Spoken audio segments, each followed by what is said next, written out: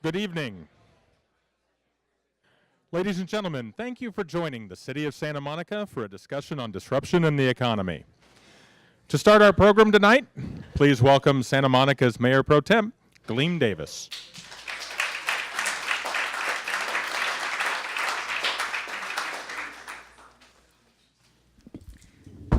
Okay, I'm short. Let me do a little rearrangement here. I don't want to be hiding behind this computer either.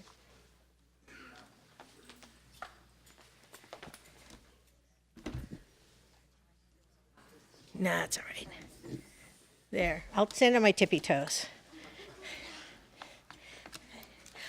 Well, good evening, everyone. Thank you so much for coming. My name is Gleam Davis. As you heard, I'm the Mayor Pro Tem here in Santa Monica.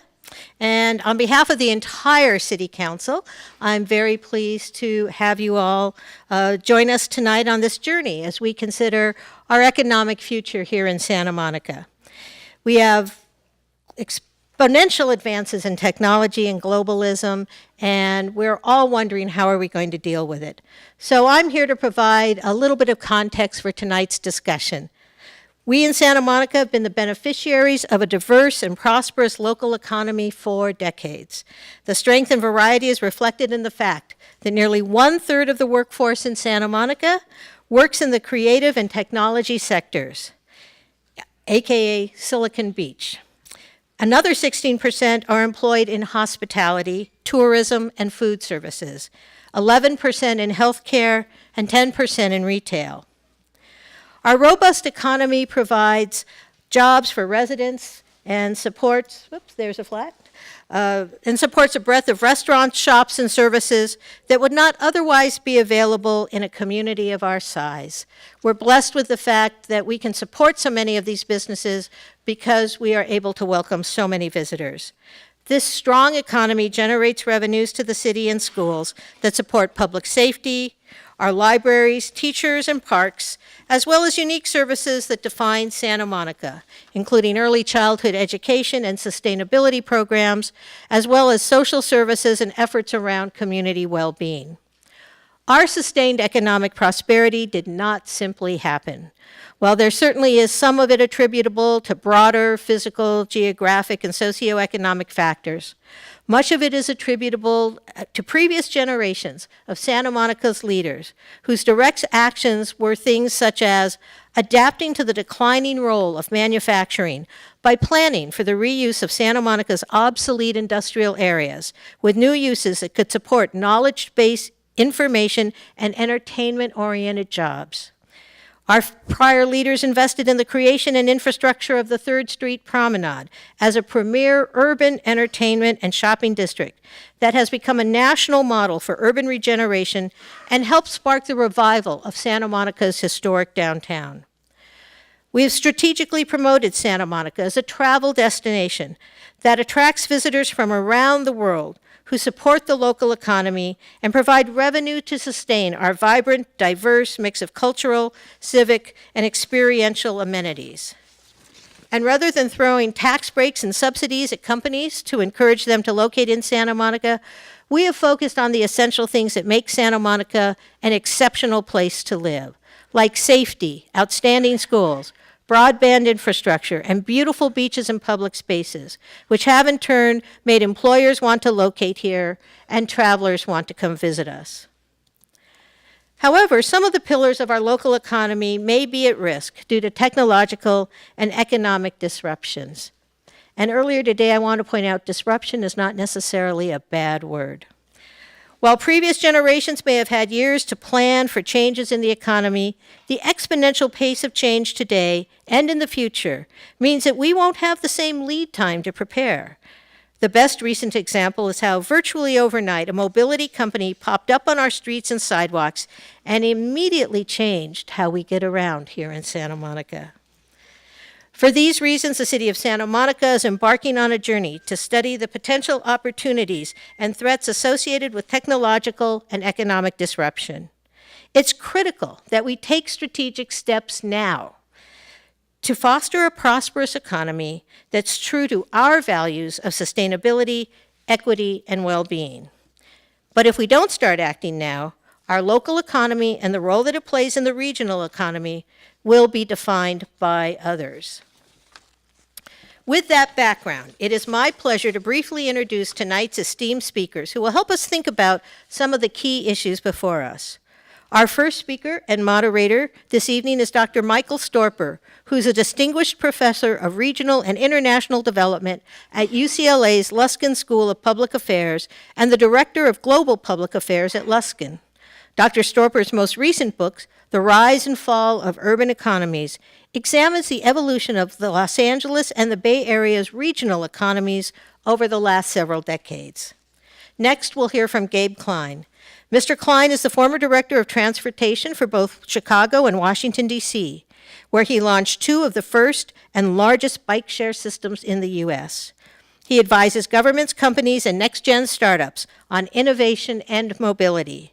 In 2015, he released Startup City, a manifesto on how we innovate in cities. His latest venture is as a co-founder of CityFi, which helps leaders understand the complexity of 21st century challenges. Then we'll hear from Becky Steckler, the Urbanism Next program manager at the University of Oregon. Urbanism Next is focused on the potential impacts of emerging technologies, autonomous vehicles, e-commerce, and the sharing economy on city development, form, and design, and the implications for sustainability, resiliency, equity, the economy, and the quality of life. Urbanism Next held a national conference in March that had attendees from as far away as Australia, calling it the best conference ever. And last but not least is Dr. Manuel Pastor, professor of sociology and urban studies and ethnicity at USC, fight on, where he directs the program for environmental and regional equity and the USC Center for the Study of Immigrant Integration. Just 2 months ago, Dr. Pastor released his most recent book, State of Resistance, which looks at what California's decline and rebuilding means for the rest of us. Dr. Pastor also serves on the board of the Los Angeles Alliance for a New Economy. So with that, I would like to turn the microphone over to someone who's much taller than I am, and you will be able to see much better, Dr. Storper, who will begin tonight's discussion. Thank you.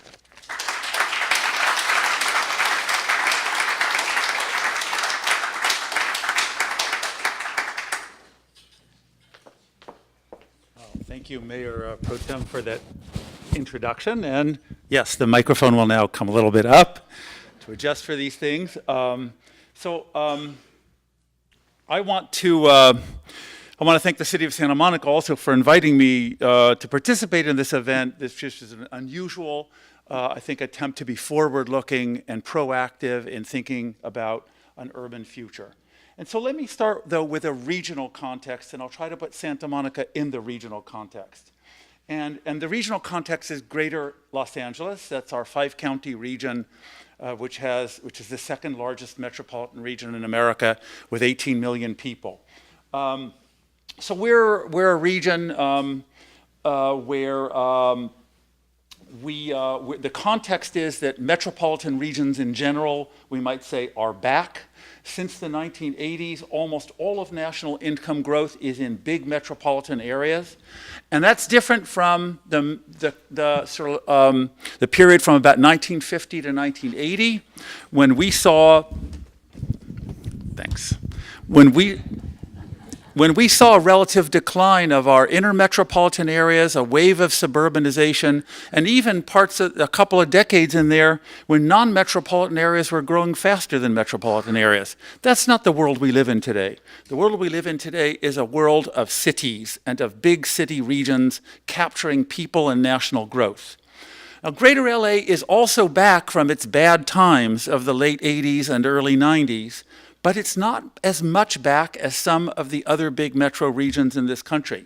In 1970, we ranked 4th in per capita income among the 337 metropolitan areas in America.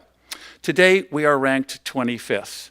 Many other big cities did better than us, including New York, San Francisco, Houston, Atlanta, Boston, and Washington, D.C.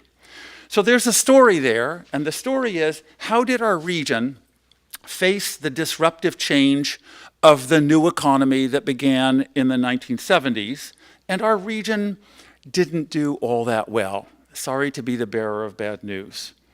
Our unfortunate specificity is that our middle and high income base is weaker than in these other comparison metropolitan areas.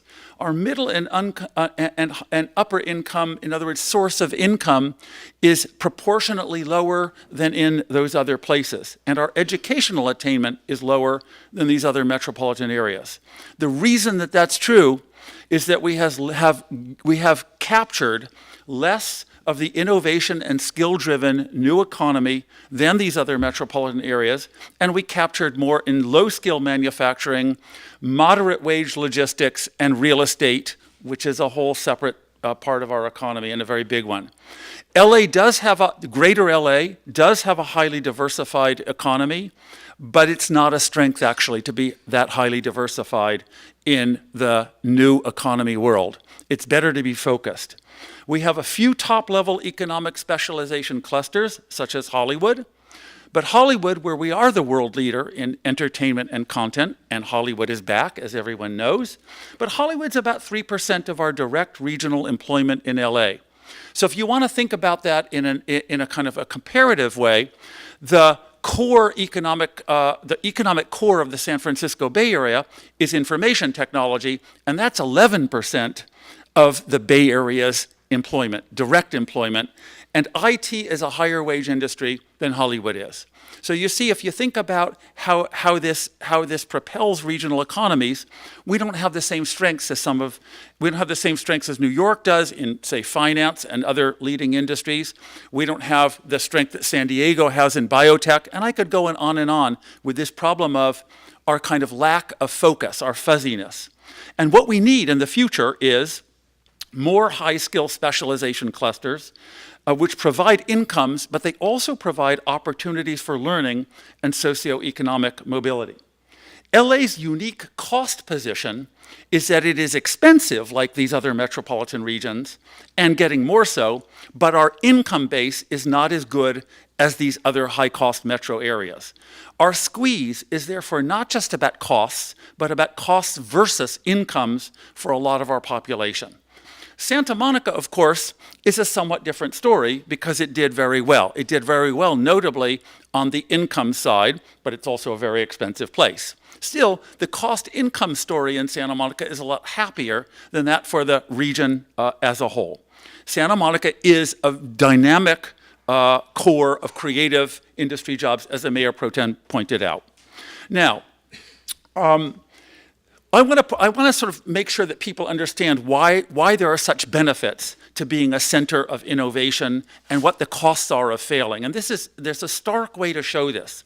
In 1970, not only were per capita incomes in the San Francisco Bay Area and greater LA about identical, so were public expenditures per resident, because there are laws that basically give regions about a 7% take of income in terms of what counties and cities taken together can spend on the variety of things they are allowed to or want to spend on in a discretionary way.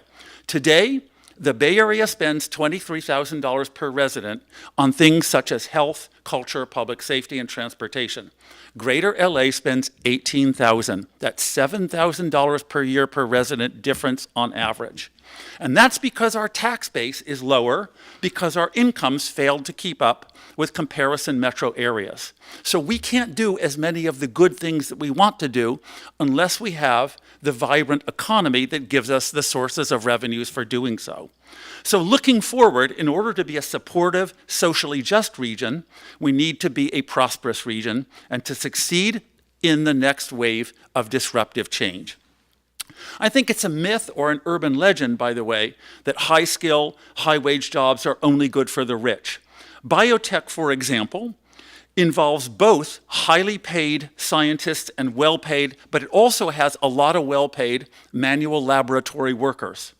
Lab jobs are social mobility accelerators in the regions where there's a lot of biotech. The San Francisco Bay Area, though highly unequal in its income distribution, like every big metropolitan area in America, has higher intergenerational social mobility than any other region in the United States. The probability of moving up from generation to generation, even in that highly unequal region, is better there down here, and it's better for every category of the population. Especially, it's better for minority groups. Okay, now, how do we succeed the next wave of disruption? I want to talk about two things. One is the physical environment of region and the changes needed to make us successful in this coming fourth industrial revolution. And the second is the social network or governance environment of our region, which is to say getting organized for succeeding in this industrial revolution. Again, I want to remind people that Santa Monica has already been a leader in both of these areas in the revolution that started, the industrial revolution that started in the 1970s. So Santa Monica is well positioned. Let's talk about the physical. Cities are back in town. What I mean by that is that in the 20th century, especially the second half of it, suburban development dominated our country, and people in high incomes went outward. But in the 21st century, the best jobs and highest incomes go inward. Santa Monica is an inner part of our metropolitan region. It's part of the greater LA inner metropolitan core, and which I would define as our sort of linear downtown, which goes from downtown LA out to Santa Monica Beach. In the new economy, why do the best jobs locate in these inner cores? Because people seek interactive access.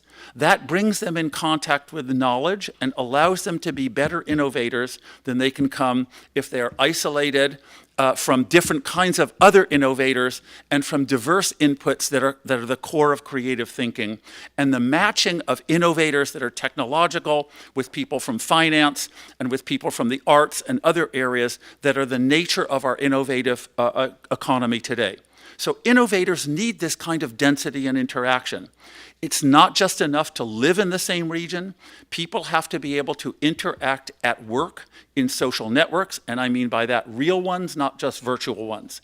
This is what generates high incomes in the economy since the last industrial revolution and ever more as time goes on. So the high-skill employment core of LA County is this linear downtown, running from DTLA to the beach between the I-10 and the hills. There's a huge concentration of white-collar jobs in this corridor that I'm defining. And then there's a few other cores of them, like the Valley, Pasadena, Orange County, and the South Bay. So Santa Monica is a key node in this linear downtown. We could also call it a downtown of downtowns if you want to include all the centers that are in it, right? From DTLA through Koreatown, through Mid-Wilshire, out to Beverly Hills, Century City, Westwood, etc., right? The beach area is, of course, the core anchor on the west of this. And why is it so? It's because it made the long-term investments in physical, social, and economic attractiveness. It was ahead of the curve in imagining a new world when the third industrial revolution was starting to disrupt things in the 1970s and 1980s. So what we need to do here in LA is strengthen our linear downtown, or what I'm calling this innovation creativity core. Every big, prosperous metropolitan area has dense employment concentrations. But our employment density is low, and it's very low compared to metropolitan areas that have succeeded better than we have, such as Boston, DC, New York, San Francisco, or London, to take just a few examples. Think of it this way. Manhattan is about 14 miles long and 2.7 miles wide. Sound familiar? Like, think DTLA to the beach, hills to the I-10, right? About the same surface area, right? What's the difference? Manhattan has 2 million people in that area, and most importantly for employment, it has 15 times the high-class office space that we have in the same area of our metropolitan region. Now, does this density matter? Yes, it matters because people need interactivity that comes from that interaction at work. That's the necessary prerequisite for being a region that is a first mover innovator in the coming wave of disruption. Those metropolitan areas have a combination of highly skilled people, right, and good conditions for interaction, communication, and buzz. So the future is employment density. So where does that leave us with respect to our region? Well, Santa Monica, first of all, has been a leader in being forward-looking with land use change. That's of course the transformation of downtown Santa Monica and the reconversion of its old manufacturing areas to new economy areas. It succeeded probably better than any place in the greater LA region. Moving forward in Santa Monica, but also in a lot of these other parts of the core, existing land uses will be disrupted or devalued by the coming wave of new technologies. Car-intensive land uses, for example, and certain retail. The combination of the future, which is high-quality offices, laboratories, R&D spaces, with density and excellent local and regional transit access, combined with high-quality and humanly diverse residential and experiential retail, that's going to be the physical basis of capturing the next wave of the economy, its people and its activities. Locally here in Santa Monica, there's actually a lot of space that can be reconverted. And there's also, though, most importantly, a lot of space that can and should be reconverted in the rest of our regional linear downtown.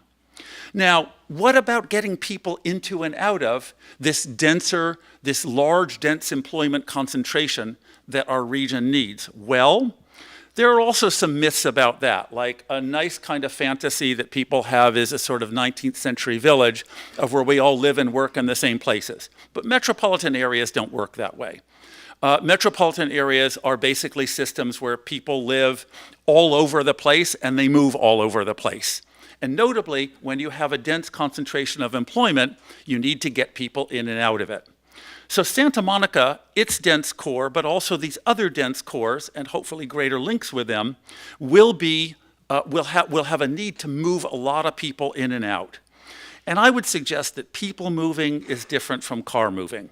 I think that's why Uber and Lyft are great for certain purposes, but they will not substitute for high volume people moving in prosperous areas with high density employment.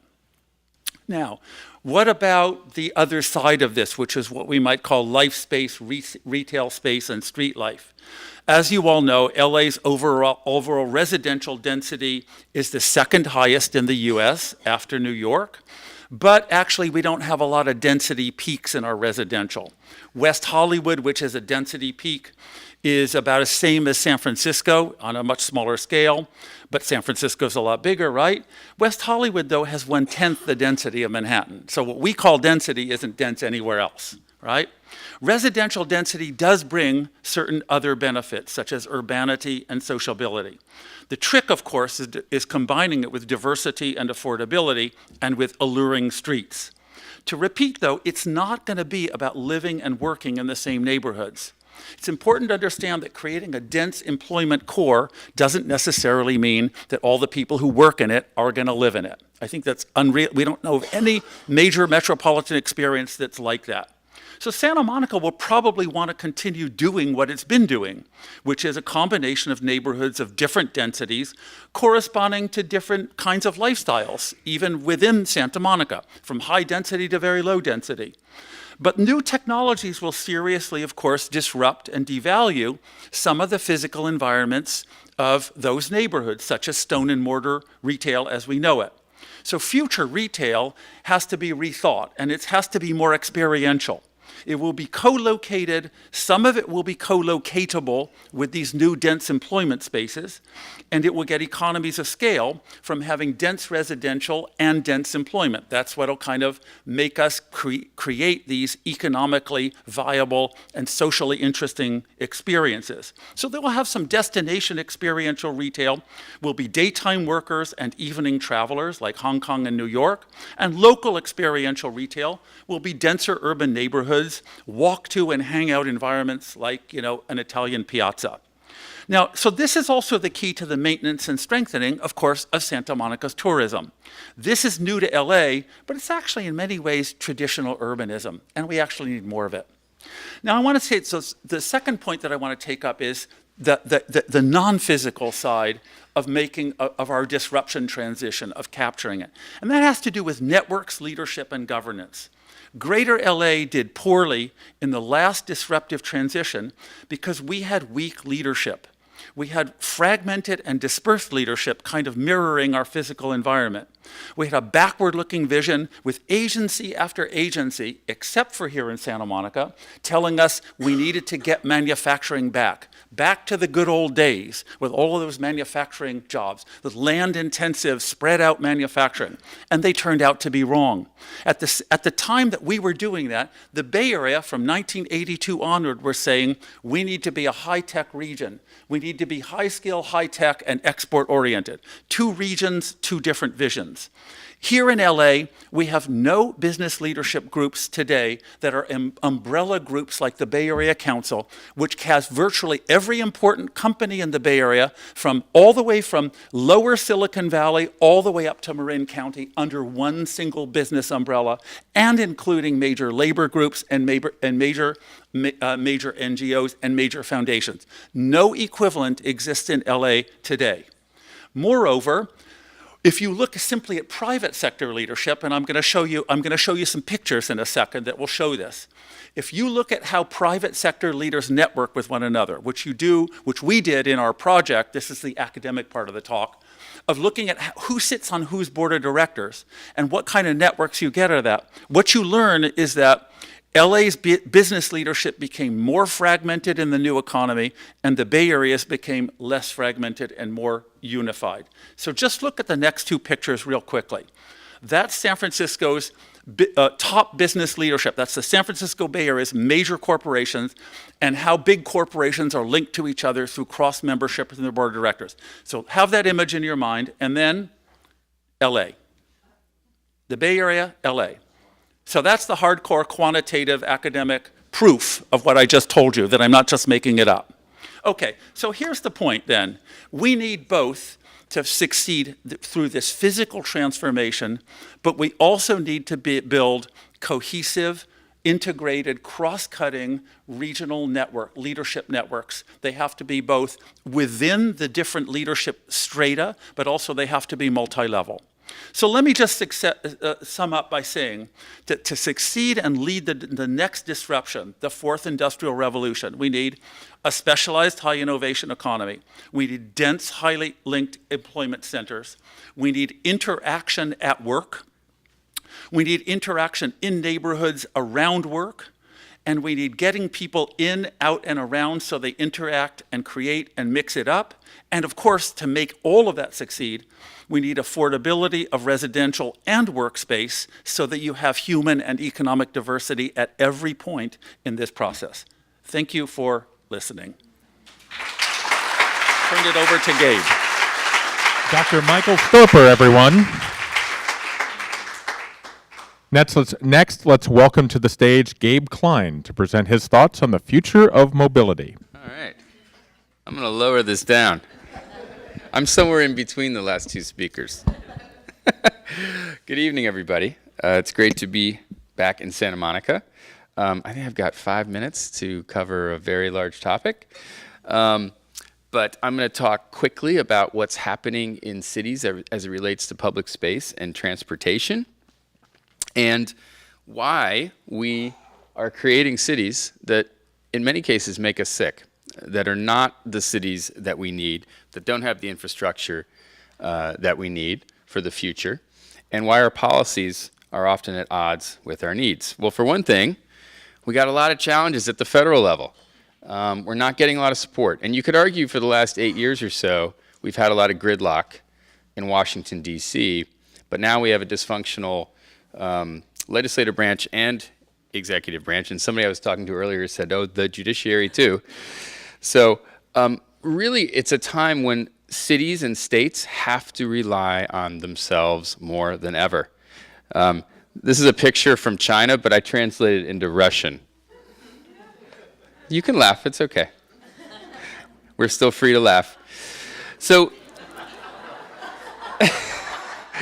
this is how our streets used to look around the turn of the last century, before the automobile took over our streets. And the energy in the streets was palpable, the entrepreneurial spirit, and to be honest, the tolerance that it created, having people living on top of each other. But now we have this, which is wonderful. So this is what we're sort of digging out of now. One of our problems is that we don't link our transit investments to our real estate. And so in America, we view the investment, well, we don't view it as an investment in many places. We view it as a necessary sort of social safety net and spend that we have to make. Instead of combining it like they do in Hong Kong or Singapore with their land use planning very tightly and investment in real estate, which is also how we built the streetcar system around the turn of the last century, and why transit was once viewed as something that could be profitable, particularly if you had the majority of people on it, as you do in Singapore or Hong Kong. The other misnomer about transit is that it's just about moving people. Now, obviously, that's important, and as Dr. Schorpner said, you have high capacity, high quality transit. It's absolutely necessary, but I would argue it's actually more important to organize our communities as nodes, with the doctor's office and the grocery store and the community center and the library and all of those things. And then people travel when they need to, but they don't always need to travel. And in the future, they may travel very little. We'll talk about that more in literally 3 minutes. Now, when you go to Europe, you see that it's just easier to use transit, right? It's just frictionless. Like, I was in Copenhagen, and I took a picture of that sign down there saying, look, for 80 kroner or whatever, you could have unlimited transit, you could have unlimited access to the museums, you could use the Tivoli, which is their amusement park downtown, and then I could grab my bike and I could go to Sweden. And physically, it was frictionless as well as virtually. Now, the other thing that's important to recognize is that transit can lower the total cost of living. So I live in Washington, D.C. We were just talking about San Francisco, really expensive places, right? If you own a car. If you don't own a car, it can be one of the less expensive cities in the United States to live. Notice that Los Angeles is a little further than midway down the line there. Now, the other thing is that in D.C., this is before Uber and Lyft, right? 88% of people moving to the district were not bringing a car or not buying a car. 88%. So people tell me, well, when autonomous vehicles come, do you really think 95% of people will not drive? Yes. When we make investments in beautiful streets, right, in safe streets, where you create a plaza or you create a bike facility, you shrink down the car lanes from 14 or 12 feet down to 10, right? Less mixing zones and so forth. Guess what happens? People want to be there. People buy a house or a condo there. People go shopping there. They spend money there. And this is really more about sociology and psychology than it is about transportation or public space. So one of the things that we're finally starting to figure out when it comes to infrastructure is that you can spend or you can invest, and the two have nothing to do with each other. If you add a lane onto your highway, as they've been trying to do in Tampa for a few years, cost of about, was it like $1 billion a mile, I think? Because you got to buy real estate, you got to get easements, condemn businesses. That's a losing proposition with a negative ROI. Never mind the environmental impacts and so on and so forth. You take that same $9 billion that they're trying to spend there, and you build a tram system citywide or a light rail, and guess what? You'll probably get a very high ROI on the real estate, but also there's lots of other impacts. Now, when you look at services and what's coming in terms of technology, the landscape is changing fast. What's interesting is this idea that we're going to go to sort of all-in monthly subscriptions, which, by the way, they're already sort of doing in Helsinki and in other European countries where they're merging the public and private options. The government is offering people one price per month. Here, the government's not leading as much, so the private sector companies are doing it. Another trend that we're seeing is eliminating trips. So people are traveling less. This is not necessarily a bad thing. But it is changing the nature of how people move. So when I wrote my book, Startup City, this was 3 years ago, but I envisioned an autonomous, shared, connected, and multimodal future where you don't just jump in a pod every time you need to go somewhere, but you actually use the right tool for the right problem, which ideally would be walking, biking, taking transit 50% of the time, right? And so to get there, though, we have to use pricing. We were talking about this in our workshop earlier. We are like big kids, right? And we need carrots and we need sticks. And so we got to give people better options, and then we have to price those options. And when you look at what's happening in places like Barcelona in anticipation of shared mobility, autonomous vehicles, wanting to get people back on bikes to be healthier, they're experimenting with closing neighborhoods to cars. They have 2 phases, by the way. One is just eliminate left turns. Now that sounds sort of crazy, right? But when you think about it, if you turn into the neighborhood and the only thing you can do is immediately turn back out of the neighborhood, that really makes it sort of pointless. So that's their phase 1. And then phase 2, eliminate through traffic in the neighborhoods. They think they can get rid of 60% of the car traffic by doing that. Pretty simple concept. So what it really comes down to when we think about this is it's the life, death, and rebirth of the sacred cows, right? So the car, as we've known it, now we've been on the planet 200,000 years. The car has been king for 75. Put it in perspective. We've been walking. We've been using these for 200,000 years. We're going to have to go back to that. And look, there's going to be a place, like the car is not inherently bad. It's just how we use it for everything that's bad, right? So as governments, we've got to focus, be very focused on what we want to create. So in Chicago, for instance, we created a pedestrian plan, cycling plan, complete streets plan, urban design guideline plan. I mean, you name it. We had all these plans, but they were based on action steps that we were going to take over a 2-year period to actually get things done. My partner, Ashley Hand, worked on the urban mobility. Actually, she wrote the urban mobility and digital age plan, which is really interesting. It's for Los Angeles. We're implementing it now. And what's great about it is that we're trying to create a sandbox for creativity and co-creation and experimentation where the government doesn't pick winners and losers, but lets the cream rise to the top. And one of the most interesting concepts is the concept of transportation happiness. We think, I want to get from here to there in as fast a time as possible. Somebody earlier today said that at the end of the day when they left the workshop, it was going to take them 55 minutes to go 4 miles. So I just looked at my phone, did a calculation. That's about a 20-minute bike ride, right? So is that trip a trip that we're getting somewhere maybe fast, maybe not, but getting fatter, right? Or less healthy? Or if we were on transit, could we read a book? Could we do some work? So we're trying to assign metrics to that transportation trip to define happiness instead of just throughput. So at the end of the day, we have to ask ourselves, what kind of city do we ultimately want to live in, particularly when we may be working a lot less? People want to talk about the automated vehicle quite a bit, but the fact is the automated vehicle is just a symptom of the automation of everything. And the last election, in my opinion, was really about the automation of manufacturing jobs in the 80s and 90s, and people are still upset about it, and maybe rightfully so. But we have to prepare for the automation of the future, which may involve people working quite a bit less. And if they do, they're probably going to be spending a lot more time in their communities, possibly even in their homes.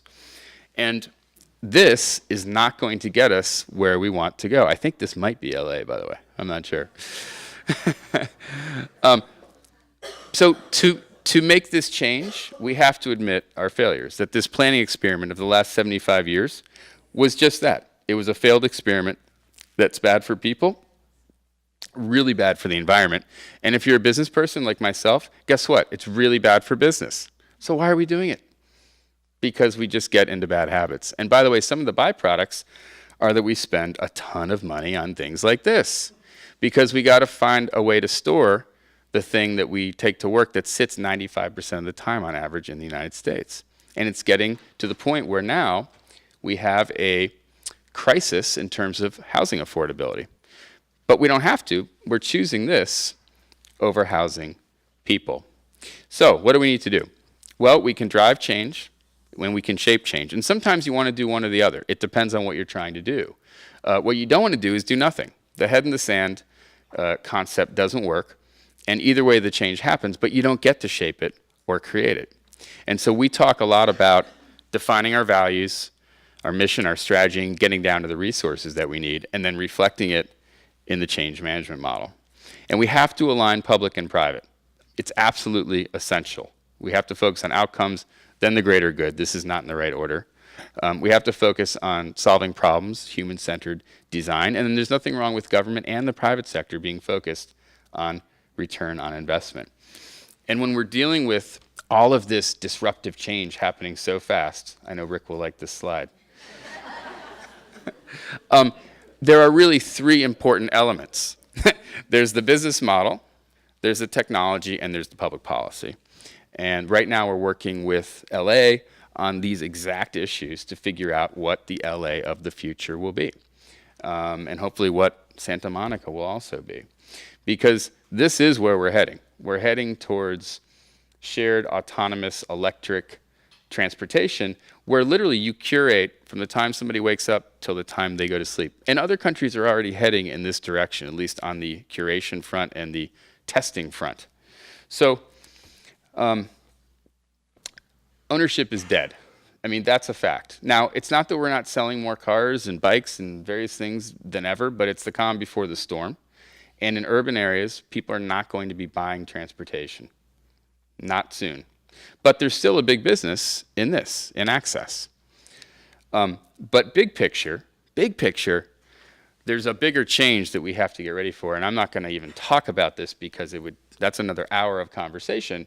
But experts agree that in the next 15 to 20 years, the nature of work is going to change dramatically and possibly evaporate in many areas, many white-collar jobs, including computer programmer. We sort of started it all, right? So artificial intelligence and machine learning will obviate the need for most jobs that aren't creative. So the irony is we may have been so focused on technical skills in STEM that we sort of missed the forest through the trees, and it may be more important to have creative skills. But in this future, where we may work less, and I'm not an economist or a sociologist, but let's posit that this is true, then we do want to create in this simpler life, we're going to have to create cities that focus on happiness, which, by the way, is how the European countries rate themselves. They rate themselves on the happiness index. And GDP, which is how we rate ourselves, is a component of the happiness index. But it doesn't take into account well-being and so on and so forth. So look for the happiness index to be big in the future as we try to find a way to work through all of this change that I don't have too much time to talk about. Thank you so much for listening. I appreciate it.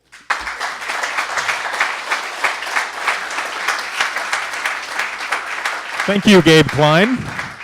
Next up, welcome to the stage Becky Steckler, who will present on the changing nature of cities and retail. I feel like I'm in the Goldilocks where I'm just about the right height. So thank you so much. I actually came down from Oregon this morning, and I'm excited to be here in Southern California and talking about the future and what the future might look like.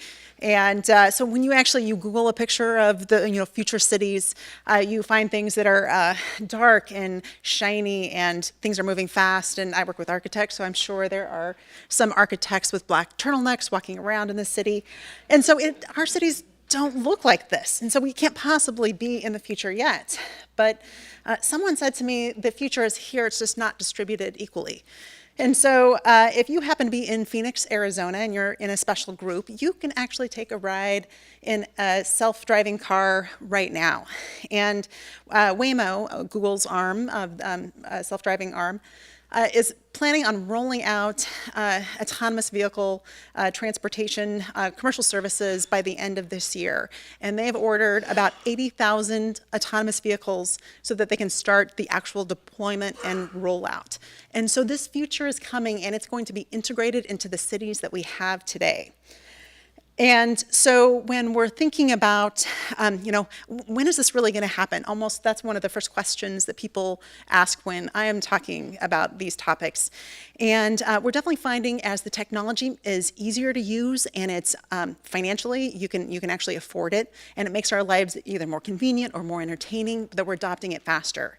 So for example, it was this great graphic from the New York Times that you can't really see, but it shows that it took about 100 years for the telephone to be in about 95% of households across the country.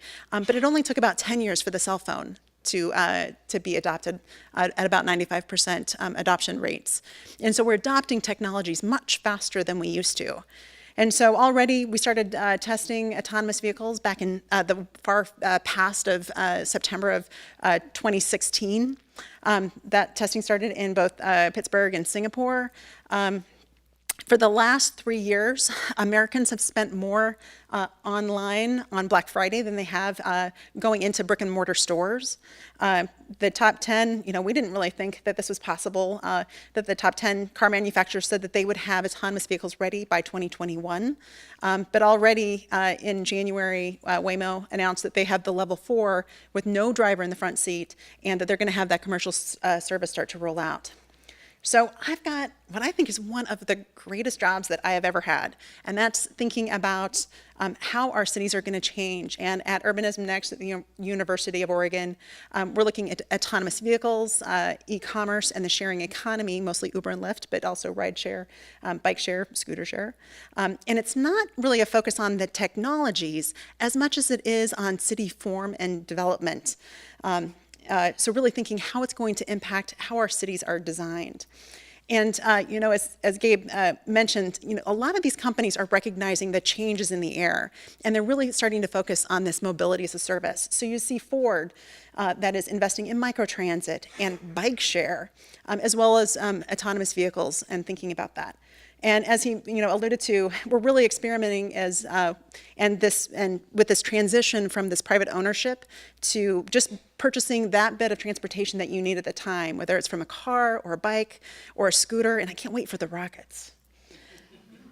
And there's all sorts of secondary impacts, everything related to street design and impacts on fiscal impacts for local budget and finance. And again, there's probably hours worth of discussions that we could have, but there's two that I really want to focus on tonight. And this one is this really fascinating topic about parking. And I don't think I've seen a topic where people get more emotional than about parking. And so when we're already seeing it with transportation network companies like Uber and Lyft, where you're seeing reductions in the demand for parking. And airports are seeing this because so many more people are taking Uber or Lyft to the airport. And so we're anticipating, and some of the preliminary modeling has suggested that we're going to need roughly 10 to 20% of the parking that we have right now once autonomous vehicles really are deployed. And so you see it as kind of that automation as a catalyst for really kind of dramatic change. And so you think about, the parking that's around you, and it's this great, I would say, this real redevelopment opportunity, and at least it will be for Santa Monica. And remember, this is going to be different here as opposed to in the Rust Belt or in other places around the country. These opportunities are real risks depending on kind of that local environment. But it's both kind of a blessing and a curse because, of course, you make some money from your parking. And if you financed some of your parking structures to be able to build them and you're planning on a 20-year bond or a 30-year bond, you've also got to think about how you're going to be paying that off when the demand for parking really goes down. So it's kind of both an opportunity or a curse. I'm going to spend more time just talking about e-commerce because we're thinking about the automation and how we move not only people but also goods.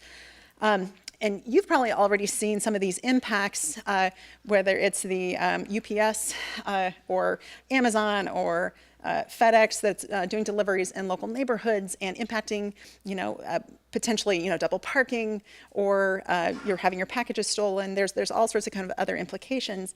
But then autonomy. This was actually my first experience with some of this new mobility in the wild. A terrestrial drone that was making a delivery in Washington, D.C. last September when I asked the handler what it was doing, and they were like, it's making a Chipotle delivery. So the future of our burrito delivery services. And what this really means, it kind of corresponds with a realignment of how we're thinking about, especially retail. And so, the United States has more square footage of retail space than any other country in the world. And, and you're seeing this, and I would say it's not necessarily because of e-commerce at this point. Many companies across the country are over-leveraged and they've taken a lot more debt than they can really sustain, and so you're seeing more bankruptcies. But we saw over 7,000 stores, brick and mortar stores, close in 2017, and that was more than during the Great Recession. This is during a booming economy, and overall retail sales are up by 4%. And so you're seeing this real realignment in the kind of what you see on the ground, and about a third of malls are at risk of closing across the country.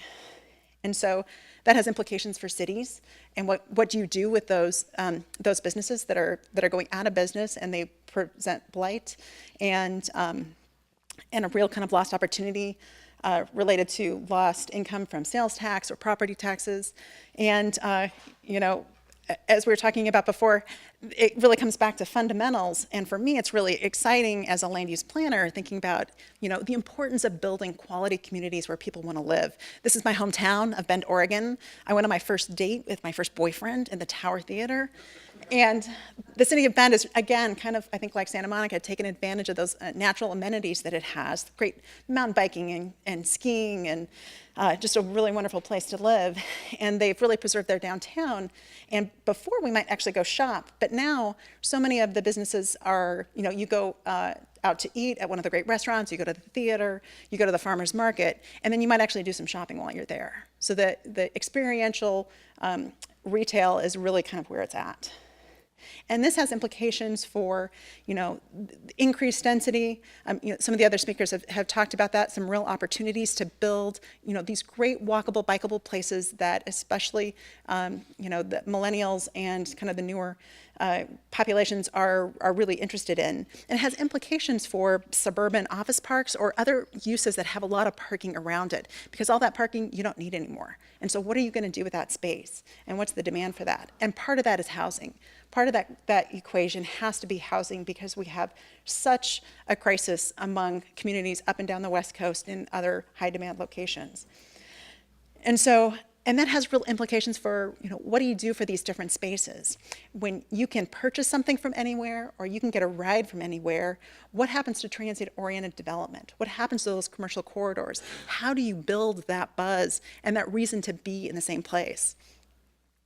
So as I said, we're really thinking about it at Urbanism Next, and we're thinking about the land use implications, the urban design, the transportation and real estate, and even more importantly is, what are the outcomes to the changes that are going to have to be made related to equity? And are these other services going to be providing service to vulnerable populations or people that have physical constraints? How is it going to help them? What is going to be the health impacts of that? Are we going to be scootering? Are we going to be walking and biking?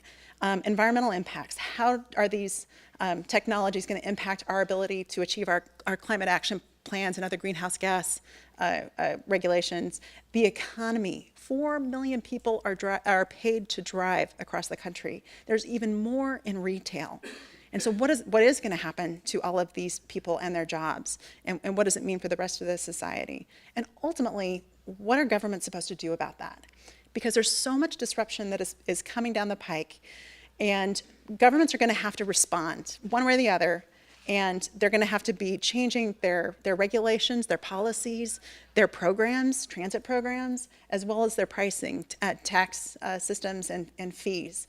And the decisions they make are really going to shape the future. And so is it going to be a community you want to live in or not?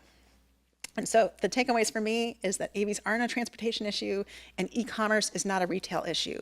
These are really everything issues. And it's going to be the cities that think ahead that stay ahead. Thank you.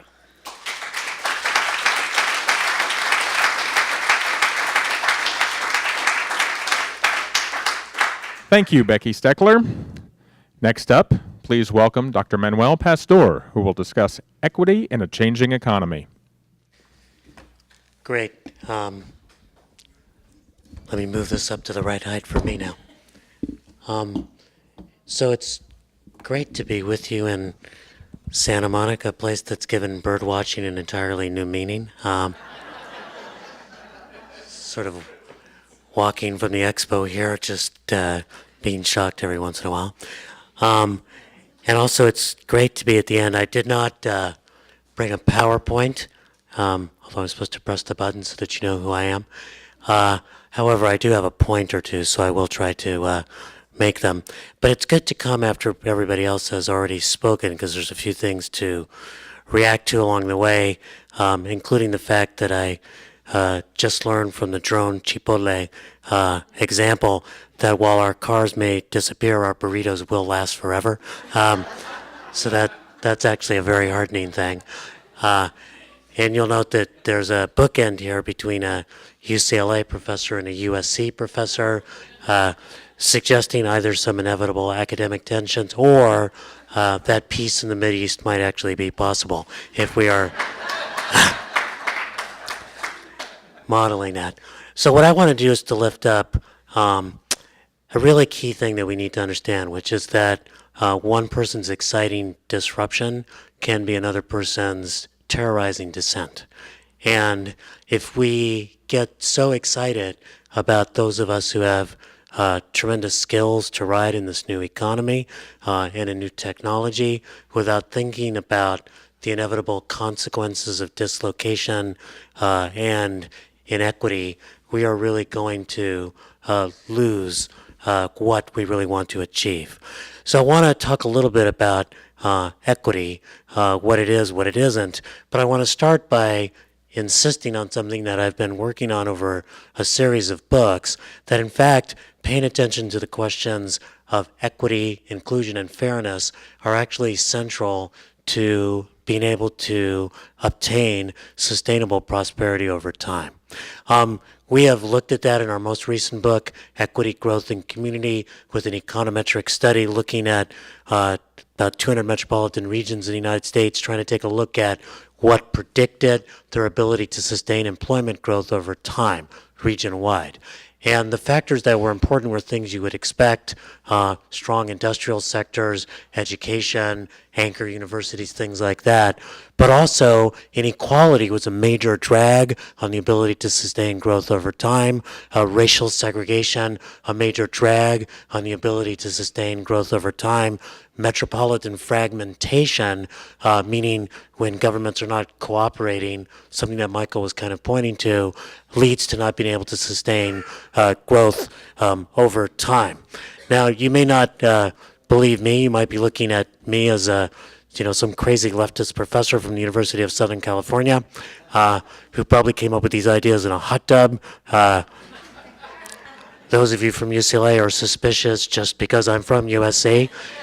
So you don't need to believe me. You should pay attention to those well-known Marxist organizations, the Cleveland Federal Reserve and the International Monetary Fund, which have produced studies looking at the relationship between inequality and either the ability to sustain growth at a national level, or for the Cleveland Federal Reserve, the ability to sustain growth for a metropolitan level.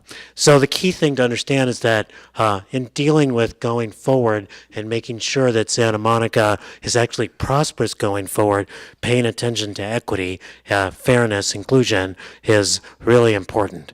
So I'm going to say a couple things about this and how to move it forward. So first, what is equity not, and what is it? When we tend to think about equity, we tend to think about equality, treating everyone the same.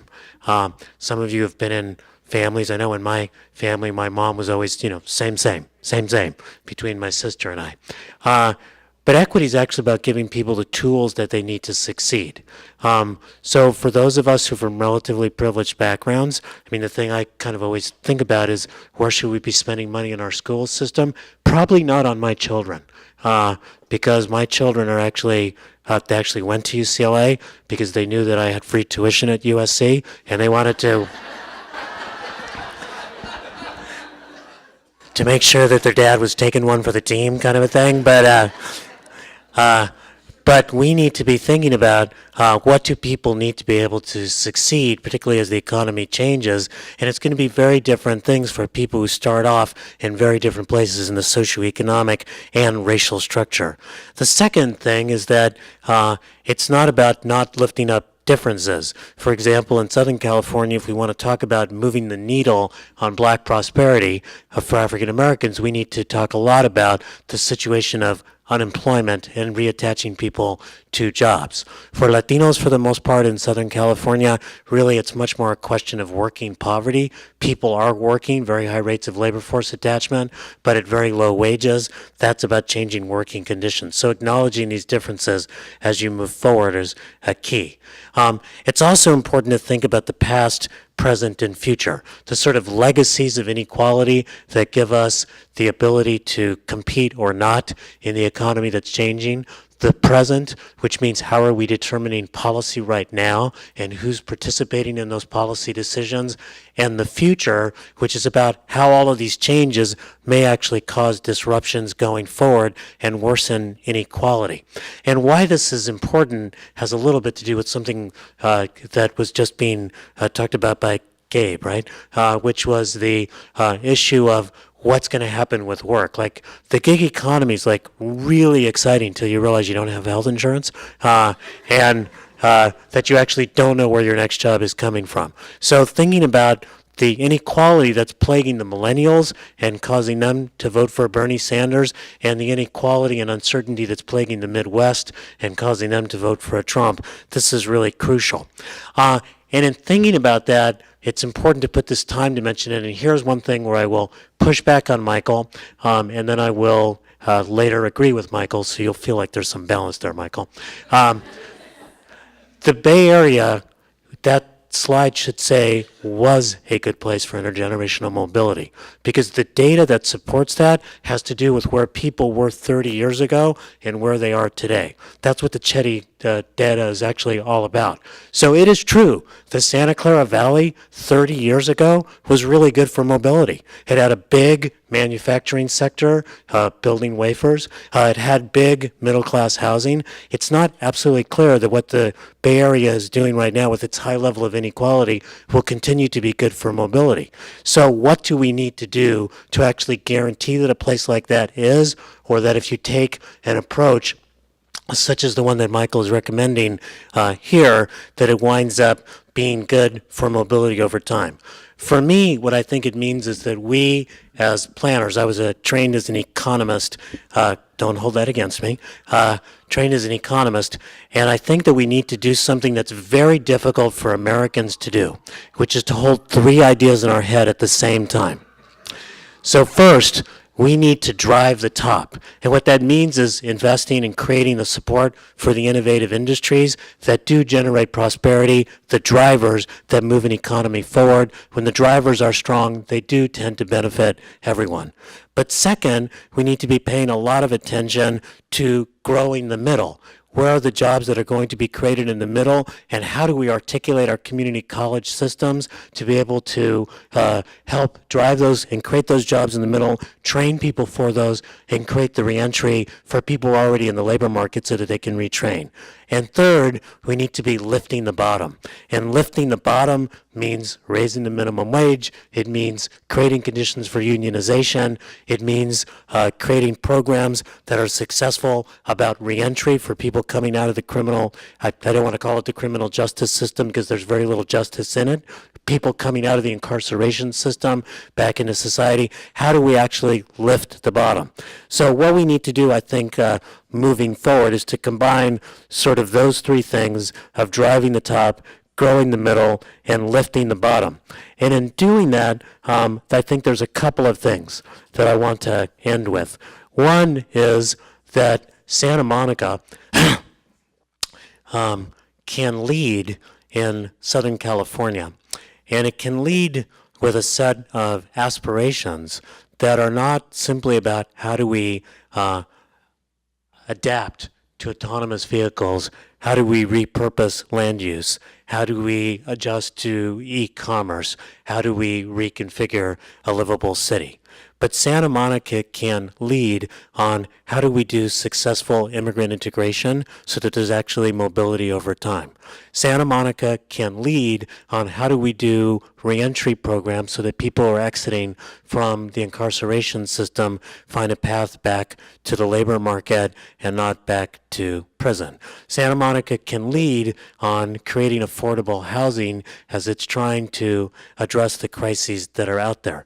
So as you set your sights on being a model for the rest of the nation and the rest of Southern California, think that it's important. Gabe had a really good set of ideas about how the three things that need to be considered together are what's the business model, what's technology, and what's public policy. The fourth one I would add is what's the social compact that ties all those things together? What is our sense of mutual obligation to one another so that the future we create is a future for everyone in this city, everyone in Southern California, and that will begin to bring people together and move us away from the fragmentation that's caused the dangerous politics of our current era. Thank you. Thank you, Dr. Manuel Pastor. And now we will welcome back to the stage all of our speakers this evening for a moderated panel discussion.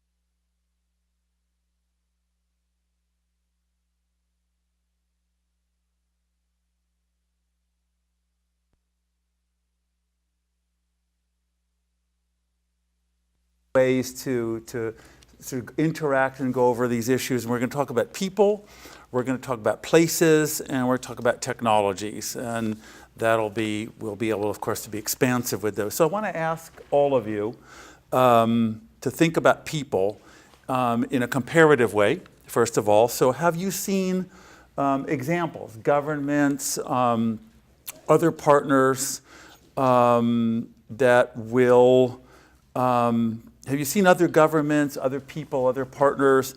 Have you seen them prepare for a future in a way that will look quite different in coming decades? And examples that we have, hopefully positive ones, but some negative ones would be fine too.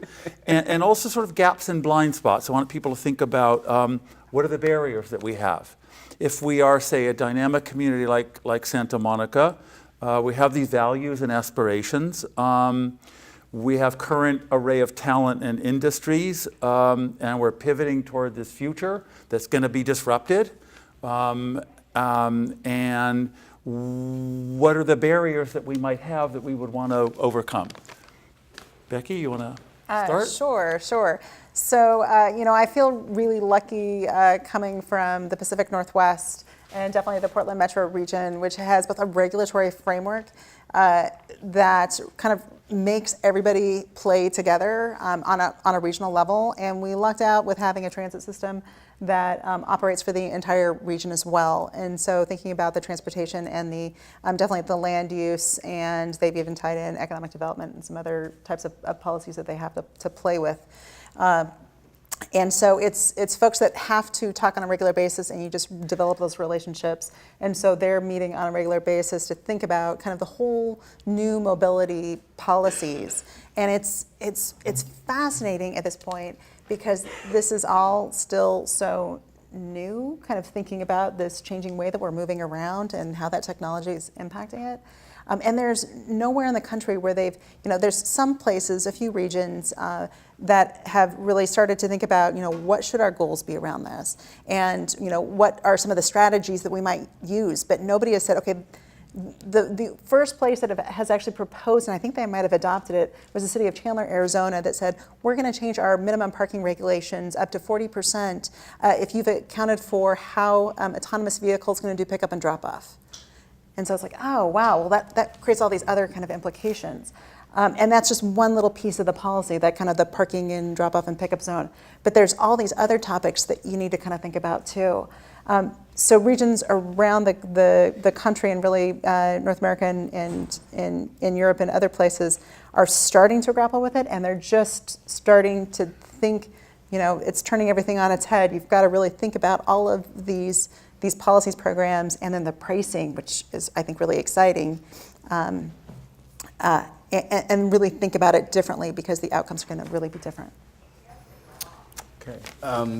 From my perspective, I mean, I think in the U.S., everybody is just starting to struggle with a lot of these issues and sort of doing an okay job. Your region is one of the better regions, and one of the reasons, I think, is that they're looking at the larger outcomes, like Vancouver and Seattle and Portland are starting to look at greenhouse gas emissions as an outcome, and then looking at how does the transportation system, for instance, fit in to deliver that outcome, because the transportation system is the biggest emitter of CO2 now.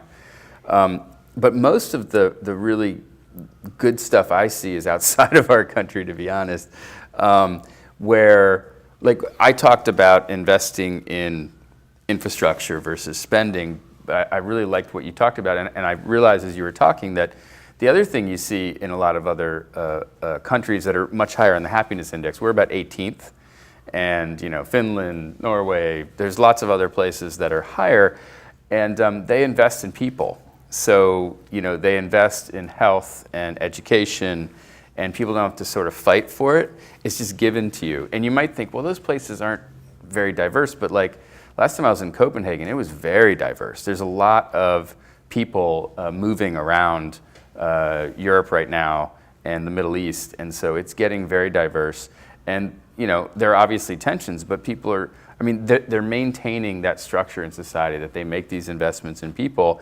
And then when it comes to things like transportation, I think it's easier for them, like in a place like Europe or even in Singapore, because their cultural view is just different. We were talking about this earlier. We were sort of founded in America, on this idea of individual freedoms and liberties. I have the freedom to drive a pickup truck and spew out fumes and eat beef 3 times a day. All the things that we want to do. Whereas in other places, it's more about the greater societal good. So when we get to the point where, and I have to be completely honest with you guys, as much as I want to give everybody jobs, I think most of them are going away, and I don't want to be a Debbie Downer, but I think it's the reality, and I actually want to spend more time with my kids, so I'm sort of okay with it. But it's going to be much easier for the Europeans to adjust to that. It's going to be very hard for us. I think we're in for a 20-year period of extreme heartache in this country, to be honest. But I think it's okay. I think we have to go through it. We define ourselves based on work, and that's just going to have to change. So I'll say 2 things. One, in direct response to your question, and the second, which most academics do, I'll pretend to have answered your question. The first is that just given the part of this panel that I've been anchoring by talking about equity, I'm pretty impressed by King County's equity indices around racial equity and economic equity, and the fact that they're measuring that as an important part of government performance and how their economy is doing. You see some efforts like that in San Antonio, Texas as well, perhaps a surprising place, but one that saw its voters overwhelmingly support a sales tax increase in Texas for universal pre-K with a focus on disadvantaged kids. That was actually supported by the San Antonio Chamber of Commerce, because they were thinking about it as a workforce development issue for 20 years from now. So one of the things I would really recommend to almost anyone is, what's your equity indicator project? Because if you're not tracking it, you're not going to hold yourself accountable to making any progress on it. And then the second thing, which kind of takes off from what you were saying, is this book that was mentioned at the beginning that we just finished called State of Resistance, kind of asked the question, when did California work and sort of what went wrong and what do we need to do now. I won't go through the whole book. You should read it. You should buy it, perhaps at a local bookstore rather than electronically. If you don't read, it's about to be made into a major motion picture in which I'll be portrayed by Antonio Banderas, so I'm quite excited about that.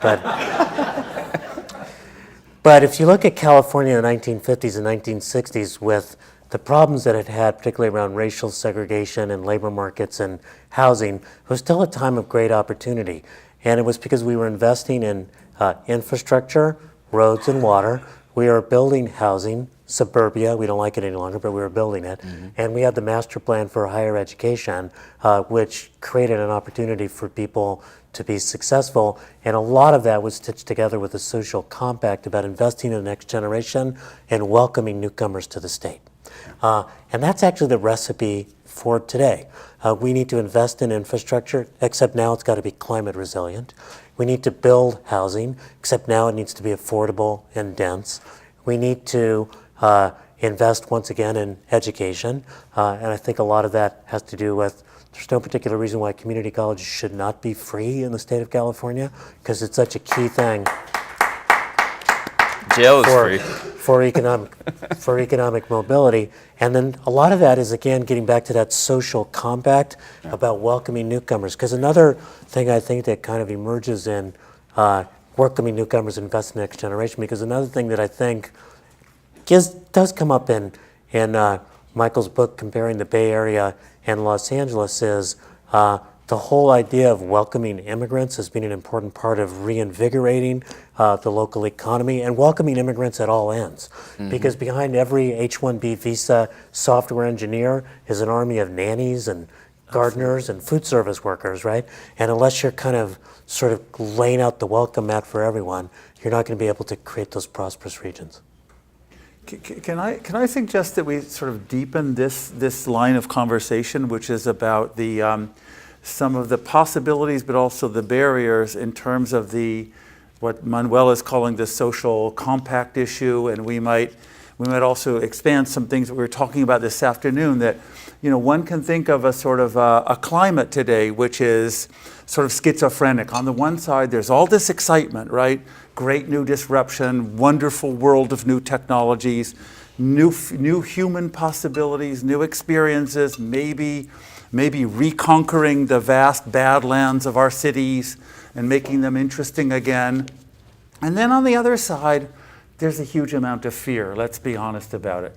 And the fear is, there's an economic fear. Will I be one of the winners? Because this last wave of technological change made our country much more unequal. It wasn't just technology, it was technology allied to politics, but that's what technology does. It disrupts politics and makes people go for power grabs. And they did it, and we became really unequal. In fact, we became more unequal than any other developed country in this last transition. So there's that, and a lot of people today are going, well, you know what, all that disruption stuff, I think several of you were pointing this out, wasn't so great for me.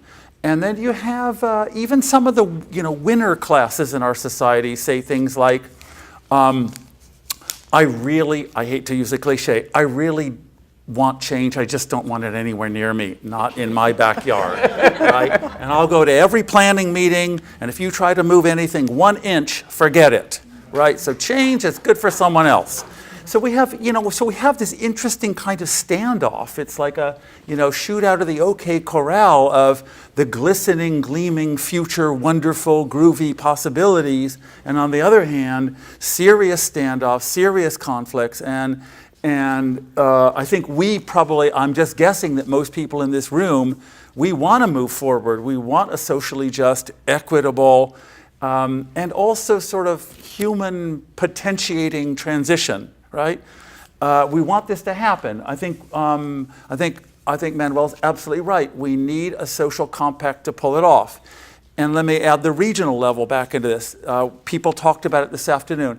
Santa Monica can't be an island. It can't be a cool, wonderful island in a vast region that has failure problems and vast neighborhoods that are unattractive and people who are suffering economically, nor even in a world, because you know what? Climate change is going to put refugees on the doorstep here in Santa Monica. So I kind of want to push us a little bit, go back to all of you and say, what are we going to do in terms of coming up with a vision that coming up with a vision and putting and also the real policies that pull people along to making this happen, creating the inclusionary coalitions. How do we do that today?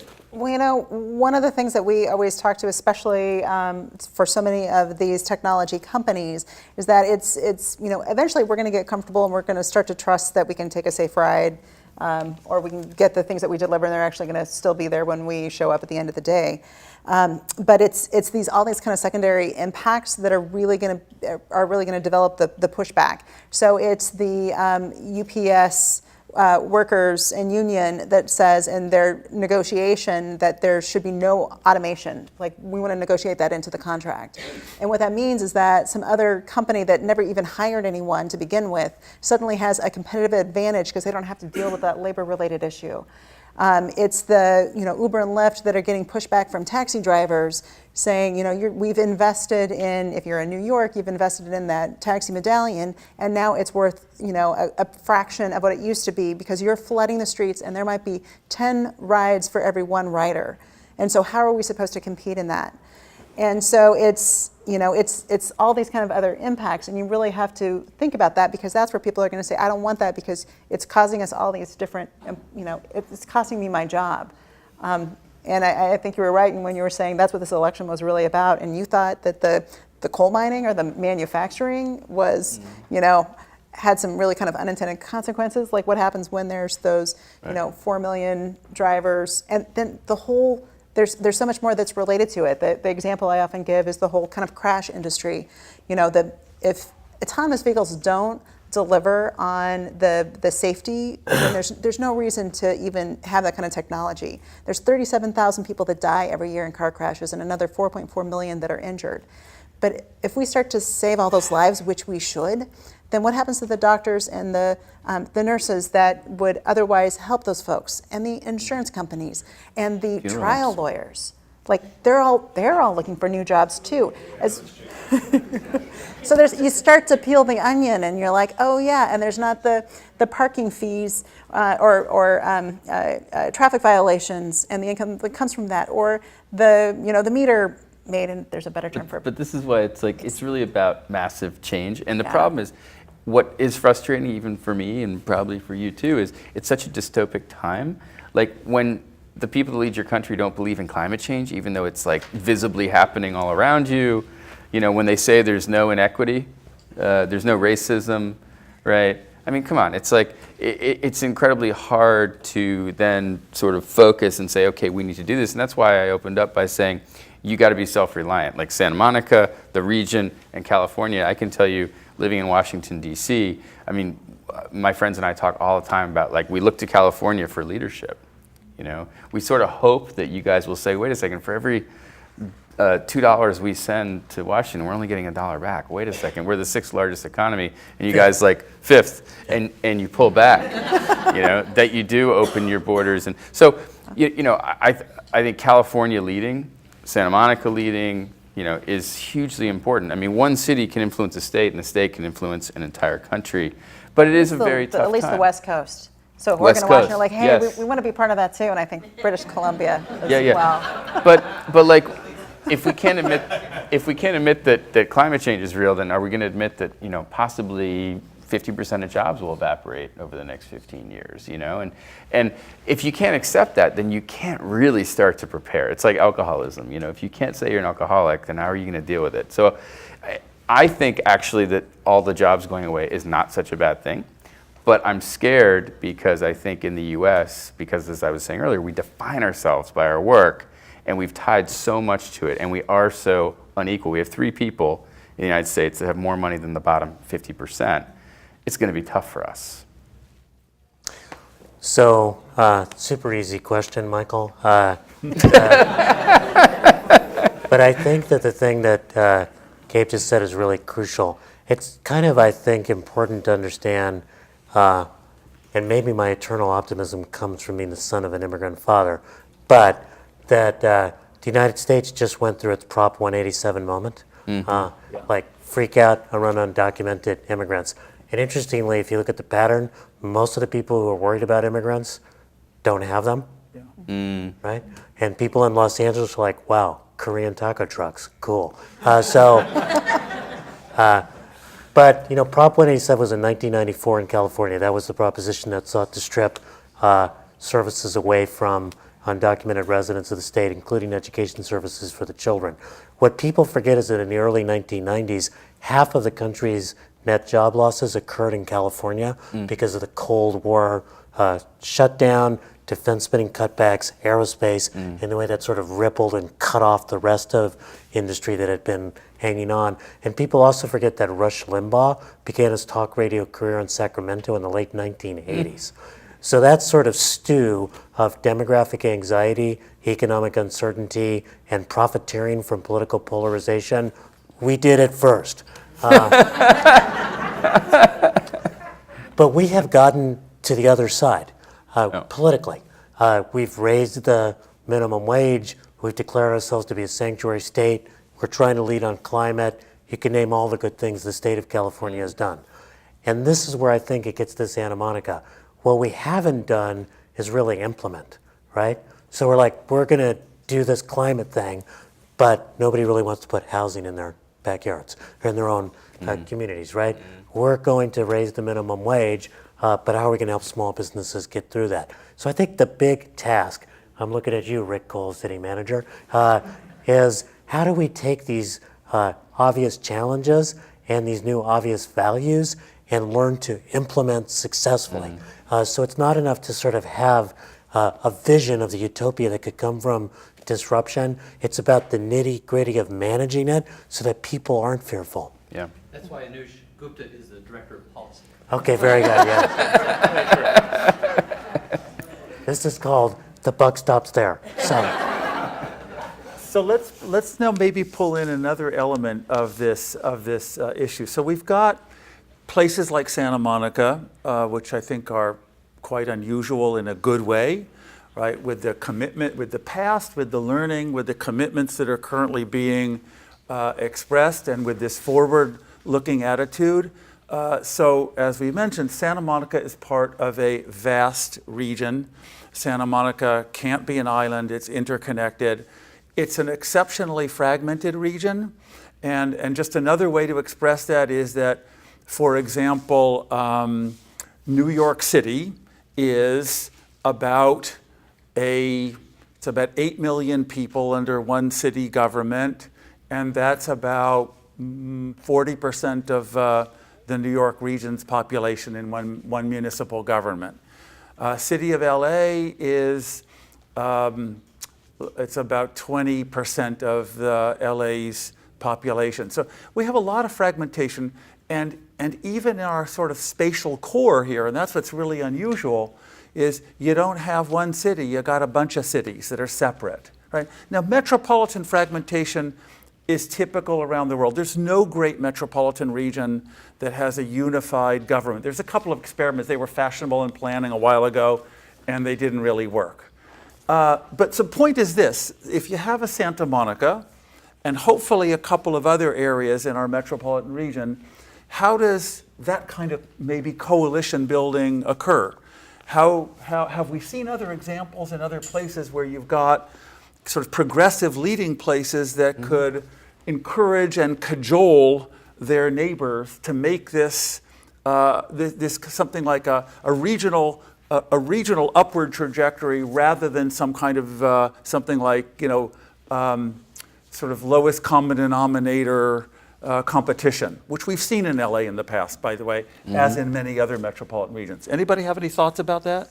You know, I just keep on thinking of it. It's a pretty small scale, but in Southern Oregon, you know, Oregon has this land use planning program. It's been around since 1973, and it's today you could almost say it's, you know, governance by litigation. Almost every part of it you litigate, and it's very, very regulatory. But they provided some incentives. You could have more flexibility if you coordinated as a region, and this is in the southern part of the state, around Ashland and Medford. And so they got together and came up with a regional plan for housing and employment, and it all is related to all of the urban growth boundaries. But it took about 10 years. It was really hard. They had this really big carrot for being able to do more, have a lot more flexibility, so that it really reflected kind of their local values. And at the end of the day, it was pretty amazing when they were like, our relationships are so much better because we're talking to each other, and we know each other, and we know each other's kids and where they're going to college. And there is such value to that.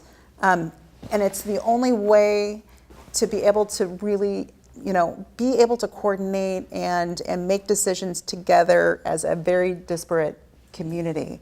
But my God, it's hard. And it takes a lot of resources to be able to do that kind of coordination. So I'll chime in and I'll say something really positive. How about that? We'll talk about job loss. A couple things. One is there's a metropolitan planning organization in every region. Sometimes there's multiples. And if you have a very good leader in that metropolitan planning organization, they can often corral the different jurisdictions into more intelligent land use and transportation planning, which is very important because they also get all the federal funding streams through there. So when I ran the Chicago DOT, I rejiggered about $1 billion worth of funding. Some of these projects have been kicked down the road for 10, 20 years. We took them, we killed them, and we would say, hey, through an administrative change, we're going to move that forward. And then sometimes that money would be shared regionally as well. The other thing is there's an advantage, like in New York, right? And we work with them sometimes. If something's going to happen, it's got to it's a big lift to get something to happen in New York, right? In New York City. Whereas with like DC and then Arlington County and Silver Spring, or LA and West Hollywood and Santa Monica, you can really do some radical stuff at a small scale, but that makes a big splash. So you guys have changed you got rid of parking minimums, right? You've added some parking maximums, I think. If you do something really radical with getting rid of parking and building affordable housing and workforce housing, if you create maker spaces, like if you do some of this stuff or start testing it, next thing you know, West Hollywood will want to do it, and then LA will start to inquire about it. So I think you, in some ways, have a bit of a bully pulpit, whether you know it or not. And actually, I think there's a history of you guys, like Bike Share was first here, I think, before it was anywhere else. So I would actually focus on making radical changes here, but designing them with a regional approach in mind. So even working with the MPO and saying, hey, we're going to do this bike share program, which is how we did Capital Bike Share in DC, but we're writing the contract in such a way that anybody else can jump on it. It's already been sort of thought through, blah, blah, blah. And you can do that with policies as well, and with looking at federal funding streams and how to share them. So I think it could be a plus. So I would add a couple things, a little bit of local flavor, which is of the MPOs I've looked at in the country, SCAG is amongst the most fragmented and the most difficult to get people to coordinate. So it's not, for example, at Kansas, the one that's in Kansas City, the Mid-America Regional Council, very forward-looking, et cetera. So that's a challenge. But at the same time, again, I'm optimistic. I'm reminded of a story. A friend of mine used to say that some people are the kind of people who come into a room and see that it's full of manure and go, wow, a pony was just here. That's awesome. This is a region that's about to spend $160 billion of its own money that it taxed itself on laying out a transit system. Yep. That is remarkable. It is. It's a region, and particularly a county, that has made a commitment to addressing the homeless crisis. It's not too effective yet, but this is the first year the homeless count has gone down. So it's a region that's beginning to change in some important ways. I think that the thing perhaps in this region is to try to think about what are the cities that you can align with, maybe not all the cities. So for example, if you look at the way the minimum wage rippled out across Southern California, it was LA, Santa Monica, Long Beach, Pasadena.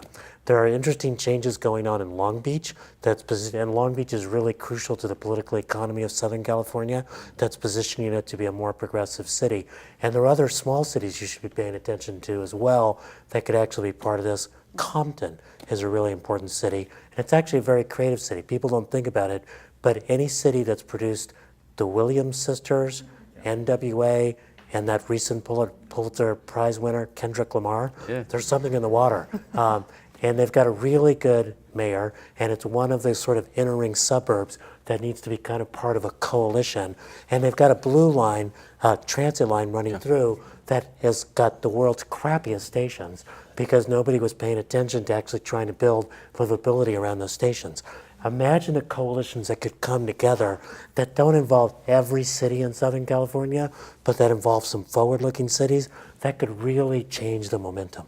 And you know, we're working on, well, we worked on the Artesia TOD, which is, you know, not good. And the mayor really wants to reinvent that as a massive TOD. Just one other little thing, and that is that those cities that you put up earlier, Michael, that showed, you know, compared to LA, sort of how much better they've done, they all have pretty well built out rail systems, transit systems.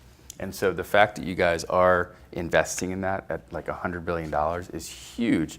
And it also, it creates a very inequitable situation when you just have bus that often is infrequent, and you have people driving in cars, and then the poor people have to buy cars, and then they're poor, right?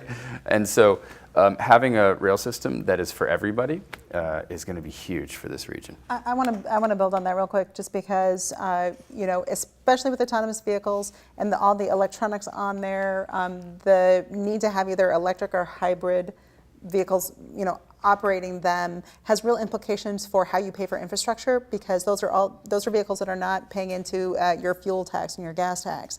And so on one hand, you have this really, you know, frightening scenario of how you pay for the infrastructure through the gas tax or not.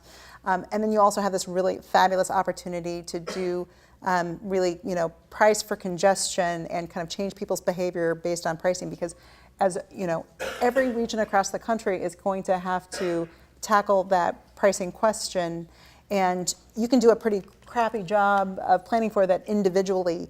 You can't do a really great job without the region coming together and figuring out this new tax system, and that's fun. And then how to spend it and how to really invest and help people move to where they need to go.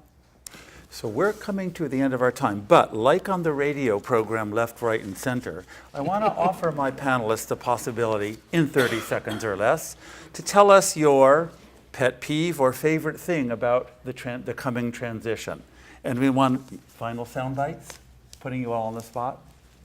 I mean, I think anytime my old boss, Rahm Emanuel, used to say, like, don't let a good crisis go to waste. I like to think, you know, you can make lemonade out of lemons, which is sort of cliche, but I think there's a huge opportunity. Even in this presidency, there's an opportunity to sort of hit rock bottom and come out with a new sort of view on what's important. And I think that we need this sort of big paradigm shift in how we view ourselves and what's important and how we invest in our people, our infrastructure, and our future. And so I'm hoping that this sort of cataclysm is actually ultimately good for us in the long term. Who wants to go next? There's a Stanford historian, I think it's Donald Kennedy, who wrote a book about the Great Depression called Freedom from Fear. And it was about how the institutions set up in the wake of the Great Depression helped reduce people's fear of the economic uncertainty. We live in a time of great fear.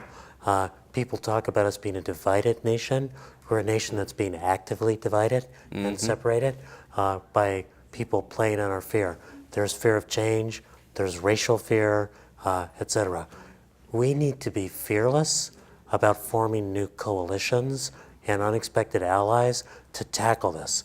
And it requires not just figuring out the technology, not just figuring out the pricing system, but figuring out our person-to-person relationships, our community-community relationships, so we can reduce the fear and get through this change together. Yeah. When I was graduating from college, my father gave me this really excellent advice. And he called me repeatedly and left on my answering machine, and he'd say, when you don't know where you're going, any road will take you there. And I reflect on that in that, it's so important to understand what your vision is and what goals you have, and being able to collectively identify, what are the issues we need to address, what are the opportunities we can't afford to let pass us by, and then what are the actions we need to be able to achieve that vision. And without really thinking about that and doing some hard work to be able to understand what those different trade-offs are, that's what's going to get you where you need to go. And there's so many just truly positive things about it. It's worth doing the work. Great. I want to thank the panelists and as well as the Mayor Pro Tem, and invite Deputy City Manager Andrew Gupta to close today's meeting. But also, I think from the standpoint of the speakers, to thank all of you for being here.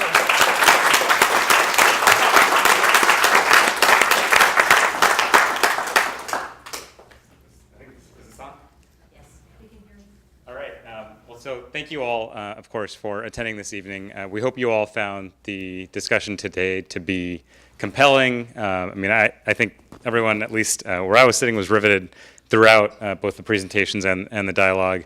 And actually, several of our speakers committed, all of our speakers actually committed more than just the hour and a half that we all sat together here to sharing in their expertise, their insights with us and staff, as well as the broader community. So I want to thank Dr. Pastor, Gabe, Dr. Sorper, Becky for their time, their expertise. They've come from near and far to really lend their expertise to us here in the city of Santa Monica. So another round of applause for them.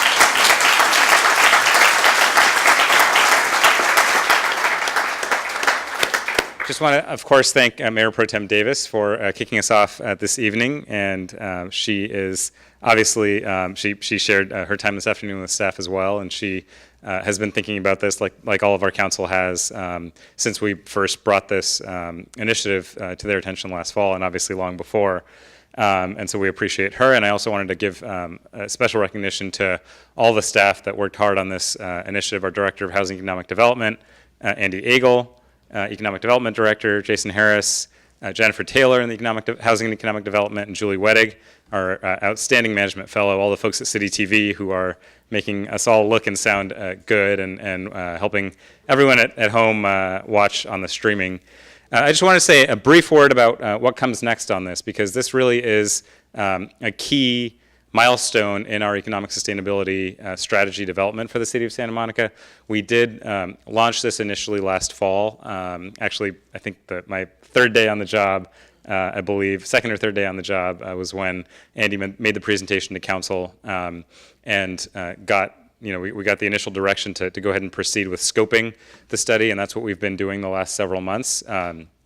Attending conferences, doing extensive research, largely by Julie, working internally as a staff to identify what the specific issues, threats, opportunities are, because we can't do everything, we can't look at everything. Sometimes in Santa Monica we try, but I think we recognize that there is a specific set of issues, many of which we heard discussed and explored today, that are most relevant as we identify the ways that we can preserve some of the extraordinary prosperity, the extraordinary services, and the really extraordinary community that we have in Santa Monica, but also make sure, as Dr. Pastor eloquently said, and all the speakers said, that we preserve it for everyone in our community, and that we don't leave folks behind or become that island, that very cool but isolated island, which I think we all recognize would be a real problem. So where we go from here is that after all the work that we have done and the expertise, the ideas that have been exchanged this evening, we are going to come back to the City Council later this month, actually, with seeking their authority to actually engage in the study, and we'll have a process where we look to engage academic or outside experts to help us engage not just internally as a city staff, but engage with the community, with our business partners, all of you in this room and your networks and beyond, to ensure that what we produce over the next year or so is something that reflects our values, reflects our aspirations, and ensures that all the great things that we've seen and enjoyed in Santa Monica can remain available in the generations to come. So thank you again. Thank you, of course, to our speakers and everyone who made this possible, and have a great night.